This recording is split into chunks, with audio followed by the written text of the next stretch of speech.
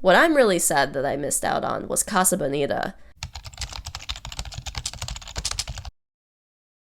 Hello everybody, welcome back to my channel. So, today we are talking about, for my birthday, I decided to relive the best parts of my childhood. I am 28 years old. I grew up in Colorado Springs, Colorado. I thought of this idea of reliving all the fun places that I would go to as a kid in specifically Denver, because there's not really a whole lot of fun things to do in Colorado Springs. My birthday always falls in the middle of the week. This year it fell on a Wednesday, so we basically planned around that. I had thought of this idea a long time ago, so we had bought tickets and booked a hotel and let friends know way in advance. However, to start off this birthday week, we had a bit of a last minute family visit and we went to the Obon Festival in St. Paul.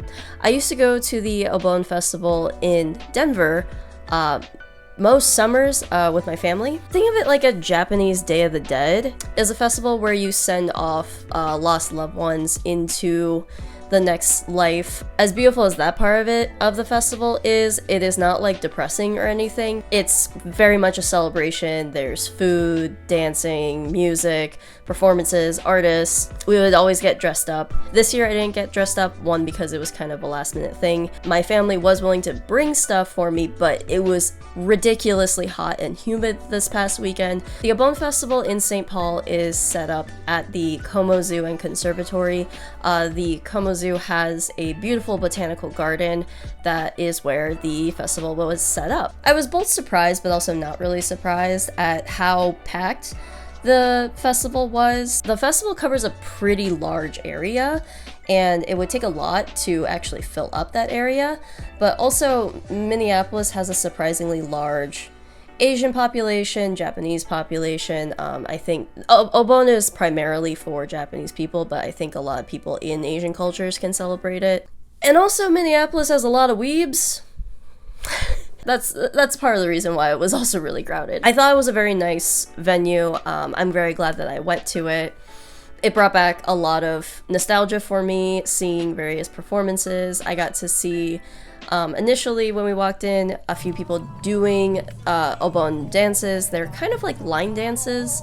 They're typically done like in a circle. There's usually like various rings when you do the Obon dance, where you have the people who know every single dance, even the most complicated ones, in the center, and then people of, you know, who don't know as much, maybe they know the simple ones, or maybe they've just never been at all, on like the more outer circles. That way you can always look in the middle and follow along the people there. When we first walked in, saw a couple of people doing some of these dances while we were waiting for friends, and there was also a hula dancer. The funniest part of this whole festival is that I got to enjoy quite a decent amount of the festival.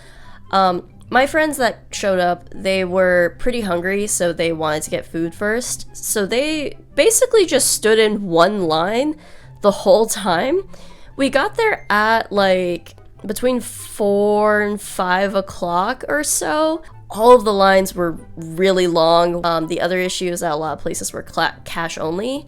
I wasn't too hungry, and so I decided to explore the rest of the festival. My family was going to meet up with me a little later. The shuttle was taking a minute to get them there. They asked for me to go and find some vendors for them. One being the kimono and yukata vendor.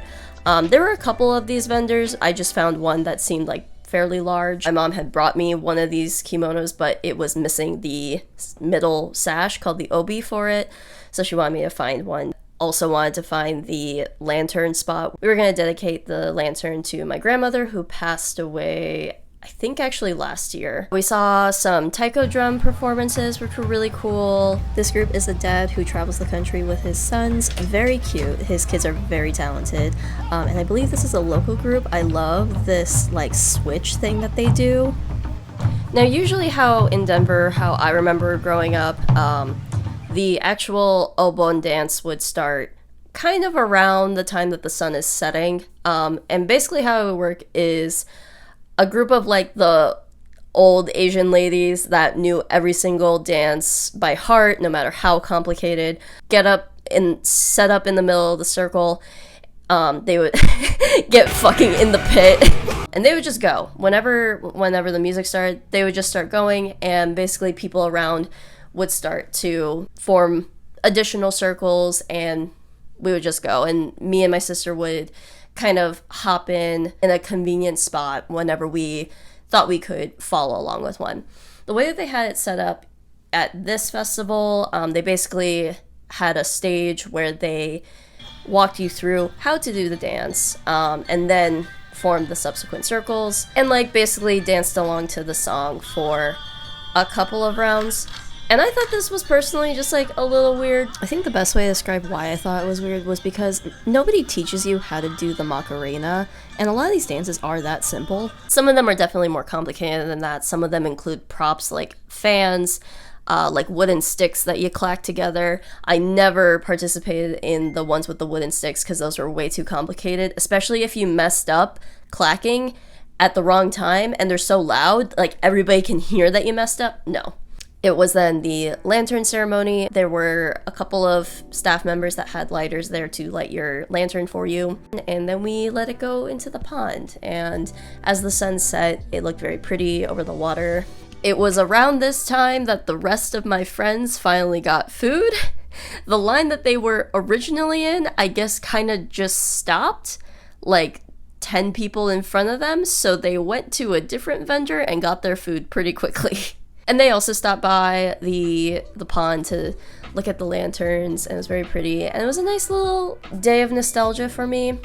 Personally, my opinion of the Obon Festival in St. Paul versus the Obon Festival in Denver. The one in St. Paul is nicer but less authentic, versus the one in Denver is not as nice but more authentic.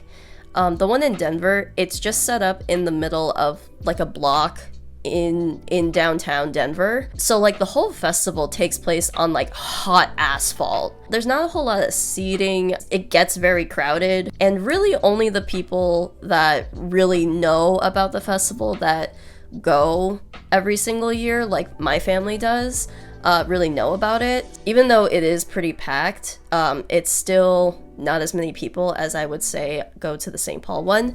The St. Paul one is very welcoming to anybody who wants to learn about the culture, which I also think is nice. So that was 2 weekends ago. This past weekend was all of the original birthday stuff that I had planned well in advance. We flew out pretty early in the morning. Upon getting to Denver, we got an Uber to get us from the airport to the hotel. And our Uber driver had a license plate, a vanity plate that said healing.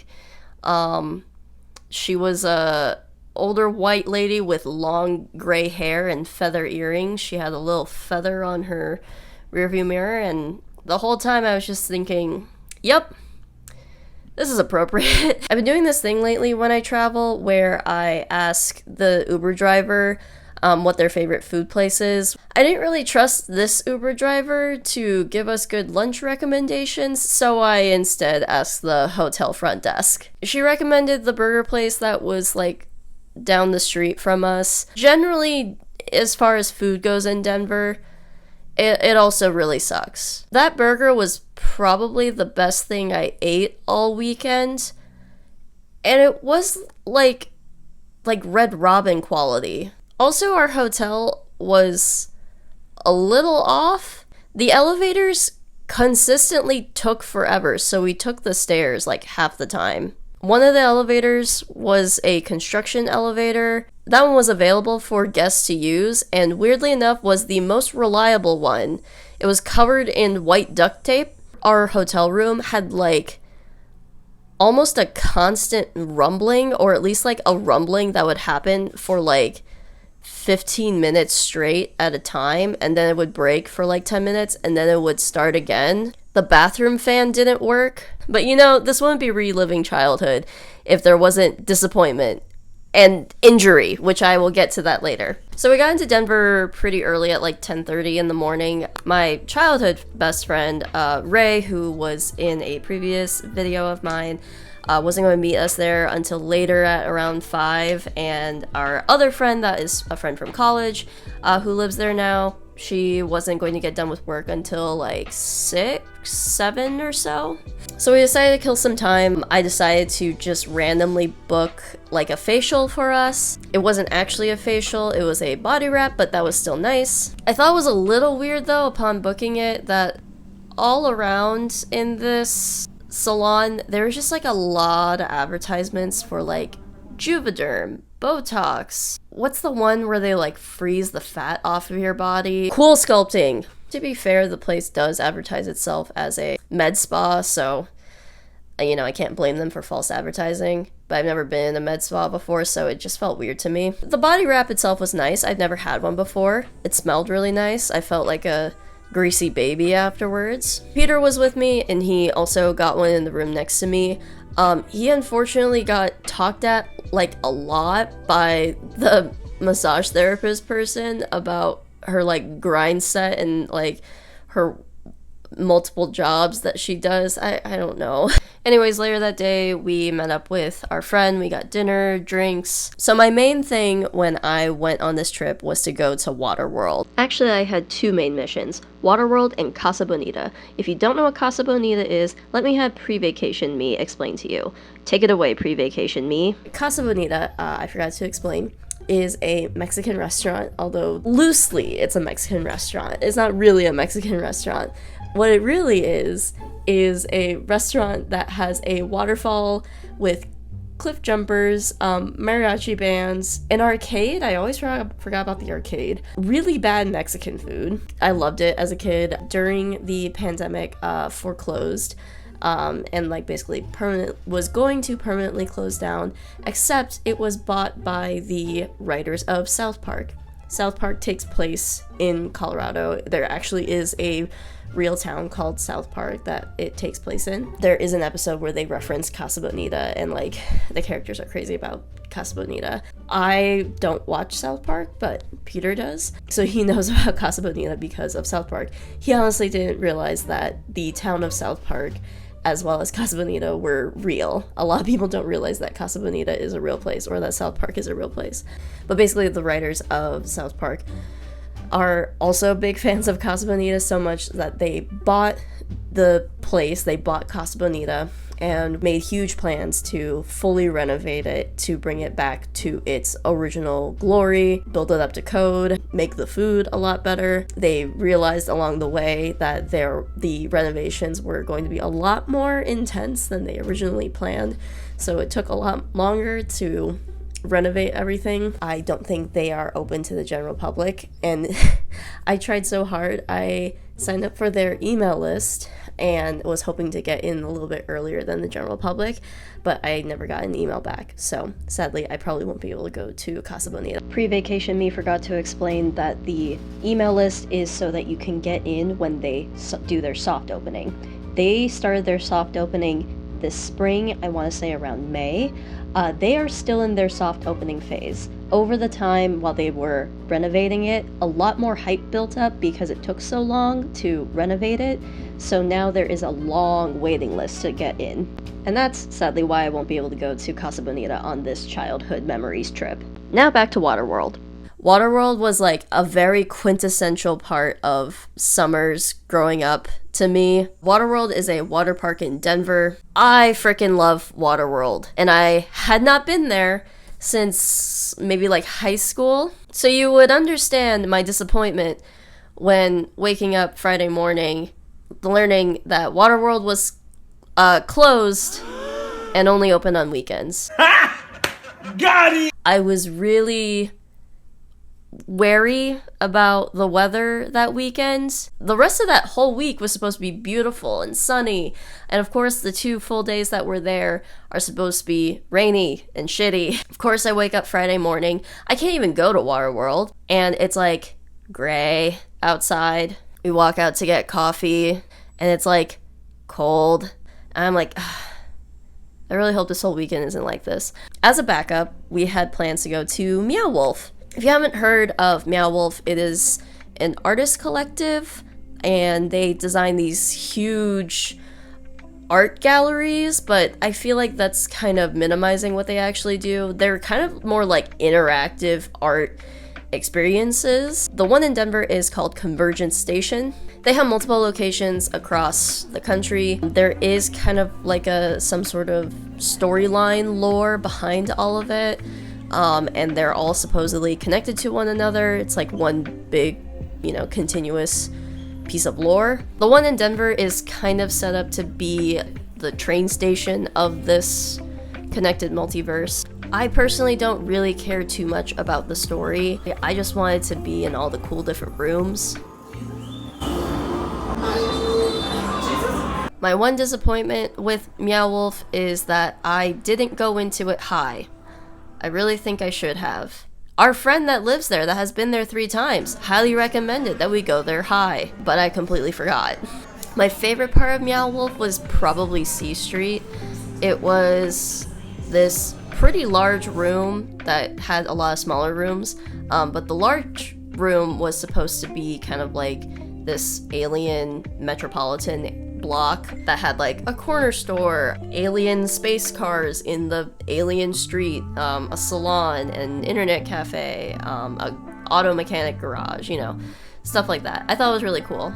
It's currently wet right now, but this is the shirt that I got. It is based off of the internet cafe that is on C Street. Lately, Peter and I have been enjoying getting shot glasses from places that we travel to, as well as magnets. But yeah, that was Meow Wolf. It was very fun. I would definitely go again simply because they have this extra little thing that you can purchase as like an add-on to your experience. It is kind of like their take on like a Metro card. You just buy this little card, and if you put it against certain spots in the exhibit, it gives you additional information and basically the lore behind Convergence Station. We decided not to purchase it this time, and then later on when we met up with our friend who has been there 3 times, she told us that the first time that she went there, she ended up getting that little add-on and was putting it to like all the different spots to like get the more information, but just kind of found herself really overwhelmed and like moving through the exhibit like a lot slower. So I'm actually kind of glad that we didn't do it. And on their website, they do kind of recommend people not do it their first time, or say that it's just not necessary to do it your first time. But we did end up spending like 2 hours there, but we definitely saw everything, maybe missed like a little nook here and there. I do highly recommend it if you're in the Denver area. After Meow Wolf, we decided to get lunch, and then we chilled out at the hotel for a little bit. And then we decided to go to the aquarium. Okay. I'm just gonna keep complaining about things about Denver. Everything closes like so early. The aquarium was open until like 10, I think, but everything else like closed at like 7 or 8. There's no like late night bars in Denver or like clubs. Like, where are the places that stay open until like 2 a.m? There are none. Back to the aquarium. I couldn't remember ever going to the aquarium. My friend Ray does remember going there like quite a bit. It wasn't until I saw this flash flood storm simulation where you just see like a panel of glass fill up with water and there's thunder and lightning playing in the background.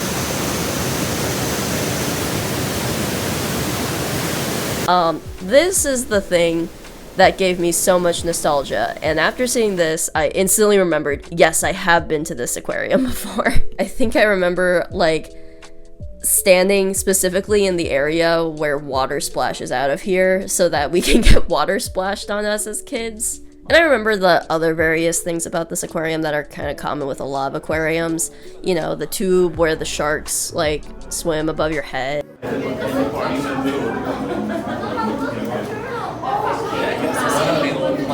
Don't mind me. Can I look at this? It's a big cartoon plant. Yeah. Just a really big fleshy plant. What I don't remember, but I think is pretty distinctive of the Denver Aquarium, is that all of the tanks are like set really low for some reason, and you can just like you could just reach your hands like right over and like touch the fish. Nobody does. But like, why do they tempt you like that? At this point in the day, it was still pretty rainy and crappy, and I was kind of really dreading it being this rainy and crappy for the next day, because the next day we were definitely going to go to Waterworld, and it might have been rainy and crappy, and maybe it wouldn't even be able to happen.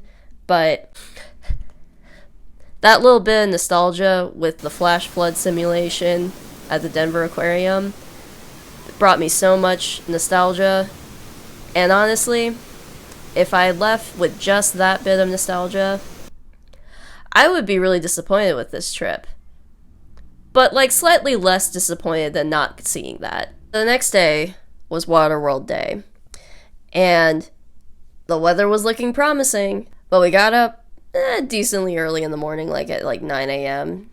Got some coffee, got some breakfast, made our way out there, and the sun was poking out. It was looking good. And we get our tickets, we go through the security check, we get a locker, put our stuff in the locker. We always remember just like kind of setting our stuff down in an area, and like realistically nobody touches it, but we got a locker anyways. We basically kept all of our like valuables in a locker, and then all of our general stuff like towels, sunscreen, stuff like that in like a little spot next to Thunder Bay. Thunder Bay is this big wave pool in Waterworld. It is one of 2 wave pools and is the more intense of the 2 wave pools. The other wave pool is like a saltwater one.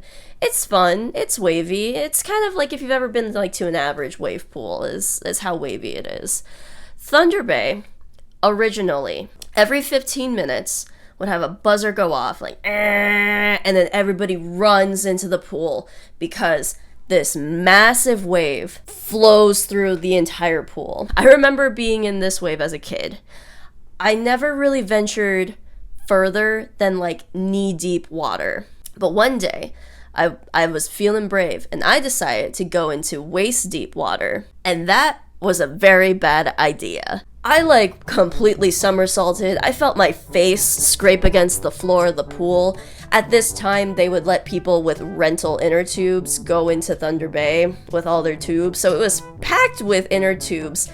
And I remember getting knocked in the head, in the side. Some of the inner tubes would end up on top of you and you couldn't get your head up for air. That is how it used to be when I was a little kid.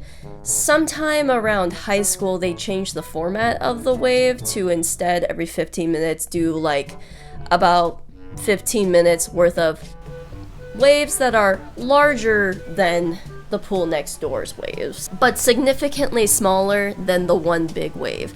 My guess is that there were too many kids that got injured, because I remember seeing kids like get out of that wave like crying with bloody noses. So we set up at Thunder Bay and we hear the buzzer go off. We hear a bunch of people scream and start running towards the pool. And we were like, should we do it? And we're like, yeah, let's do it. So we go in. It's still kind of early in the day. It's like 11:30, so it's still a little cool. We're still waiting for the sun to heat everything up. I'm cold, but I'm okay. It's part of the process. And the waves are hitting me, so like they're making my body get acclimated pretty quickly. Peter and Ray are not doing too great. They're a lot colder than I am, but that's okay. Around this time is also when Ray reminds me of, hey, remember when they used to do the like one big wave? And like, yeah. Do you remember when it would like hit the edges of the pool and then they would rebound into the Pepsi logo that's in the middle of the pool? And like, I completely forgot about that. And that was a beautiful wave of nostalgia. See, we're experiencing what I originally set out for this journey of my birthday to be, remembering all the injuries that happened at Waterworld. So I played around in the waves at Thunder Bay for a little bit, and then we decided to go on some of the raft rides in what they call river country. Basically, they're just like raft rides in these like green rafts that you collect at the bottom, you carry them all the way up to the top, and then you ride them down. So we first went on a like multi-person raft ride, and this one like splits off at a point, and the little person that works there that asks, do you want to go left or right? And we just asked, which one do you prefer? And she very confidently said left. I'm like, okay, let's go left. More on that later. So we go down the left side. It's fun. You're kind of like sliding up and down the sides. You hit the bottom. A classic water raft ride. It was a lot of fun. We then decide to go on like the single person air tube rides. We take one of those down. Those are a lot faster. Or maybe I just think that they're a lot faster because I am now an adult that has a lot more weight on me, so I shoot down it faster. It is around this time that like I just feel weird and I can't stop feeling weird. I can't tell if it's like because I was tired or whatnot. But I do realize that all I've had to eat today is coffee and a muffin. So I decided to go get some food. I got some chicken tenders with barbecue sauce and some fries. It was... I was about to say it was great, but it's Waterworld food. Water park food. But it was great for what little I had. And once I sit and let my food digest for a little bit, we decided to go back onto a different ride called Voyage to the Center of the Earth, which is the dinosaur ride. I always remembered it as Journey to the Center of the Earth, but then I remembered that's like a real copyrighted franchise, and they clearly can't do that, so they did Voyage to the Center of the Earth. This is like the iconic ride at Waterworld, in my opinion. The whole thing is basically in the dark. Occasionally you'll stop at these, from the outside they look like warehouses, but on the inside they're spooky dinosaur jungle. I remember being so scared of these dinosaurs like as a little kid, and then like when I was like kind of like an older kid, I was still like creeped out by them, and then as a full grown adult, I'm still unsettled by these things. I'm scared! The thing that I was more unsettled about, though, was, like, being jostled around in the dark. I was really nauseous after this ride. Voyage to the Center of the Earth does not hold up for me as an adult. Maybe some other adult that has, like, a stronger stomach than mine can do it, but personally I can't. The other river rides that are, like, in open air, yes, definitely love those. Except for one, but we'll get to that in a second. So after going on Voyage to the Center of the Earth and realizing that one isn't even, like, that dark, and I got really jostled around in there, I realized I did not want to go on my other childhood favorite ride, which was called Storm, which is basically completely in the dark. There's also, like, an Egyptian pyramid ride. I think it's called, like, Lost Pharaoh something. That's basically the same thing as Voyage to the Center of the Earth, but with a sphinx instead of dinosaurs, which means the dinosaur one is better. We decided to go on a nice calming gondola ride to a different side of the park. This side of the park, I guess, is called Alpine Springs. They have a lot of newer rides set up over here. Over here was also the Lazy River, which was very helpful for me to recover from my nausea. So after the Lazy River, we went to wait in line for the ride that Ray wanted to go to. I can't remember what it's called, but it's basically a giant toilet bowl that you like spin around in and then drop in the middle. This ride, for whatever reason, took forever. We kind of figured out as we were waiting on the stairs. This one has like a conveyor belt for the rafts, so you don't have to carry it up to the top. But it looked like there were only 2 operational rafts. These ones were like a weird shape that's like more like an X shape as opposed to like a circle. Like a fidget spinner shape with like 4 prongs, and each person like sits in one of the prongs. So like we'd have to wait for this raft to like get all the way up the conveyor belt and then somebody to ride down in it, and then once it's down there, cycle back up again. So it's a very slow process. So we kind of bailed on that one. Instead, we went to 2 that seemed kind of newer. You can only ride them in pairs. So me and Ray went on this green and white one that was, I can't remember what it was called, but it was basically like a water roller coaster. You like go up and down some hills and like water jets blast you up. That one was a lot of fun. There was also a second one that was like kind of like a miniature toilet bowl version of like the one that was taking forever. I went on that one with Peter. So the person at the top, you know, running everything asked, do you want to push or no push? And Peter jokingly said, the biggest push you can. And boy, howdy did he. And we also like flipped around backwards when we dropped down. But those 2, highly recommend. So we walked back up to where our stuff is set. I decided to get an ice cream cone. And as we're sitting in front of the wave pool, we decide, you know what, let's like do the other river raft rides that we missed in that first section. There was like a larger family one that could accommodate up to 5 people. That one was less fun. It was a lot slower. So we decided to go back on the smaller raft rides that can accommodate 3 people. When we got to the point where she asked like go left or right, we decided to go right. So we go down it, and like The left side feels more like, you know, you're flying down like a skateboarding half pipe. The right side feels more like a pinball situation, which I'm sure is fun for a kid, but not so fun as an adult. And unfortunately for me, I was riding this raft ride and like I had my arms like on the sides of the raft, but not realizing that my elbow is kind of jutting out of the raft a little bit. And on one of the sides of this track, my elbow slams into the rock wall. I am in like agony for the last 30 seconds of this ride. We get out and like I can't move my arm like outside of like this or else it hurts. If I like use the muscle at all to like carry anything, even something as small as like a water bottle, it hurts. I think it hit like right in the funny bone of the elbow or something.